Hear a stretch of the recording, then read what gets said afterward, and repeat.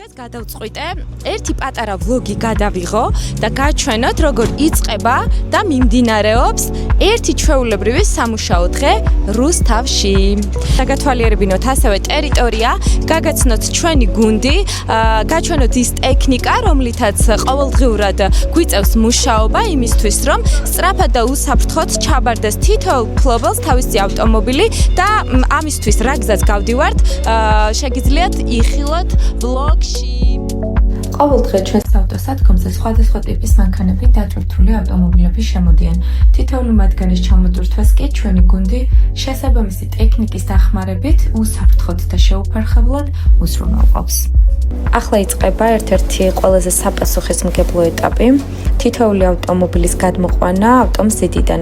ეს პროცესი არის მაქსიმალური სიზუსტით შესრულებული, რადგან უსაფრთხოება ამ ნაწილშიც არის ყველაზე მნიშვნელოვანი. ამის შემდეგ კი მათი განთავსება ხდება უკვე სადგომზე. მაქსიმალური წონის აწევა რამდენი აქვს ამ წელს? დაახლოებით 5 ტონა. 5 ტონა. კარგი, ეხლა რომელი ავტომობილი გადმოყავს? ეს თეთრი. კი ბატონო, კაი, აბა გვაჩვენებ. ეხლა ემზადება ჩვენი არასი იმისთვის, რომ გადმოიყვანოს ავტომობილები. აი, გაიბრეჭე კიდევაც.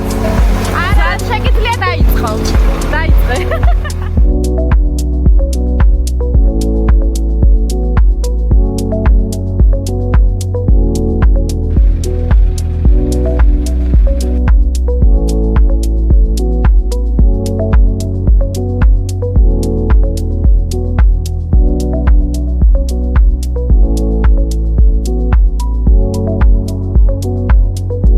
ამ ეტაპზე ყველა მანქანა უკვე ავტოსადგომზეა განთავსებული.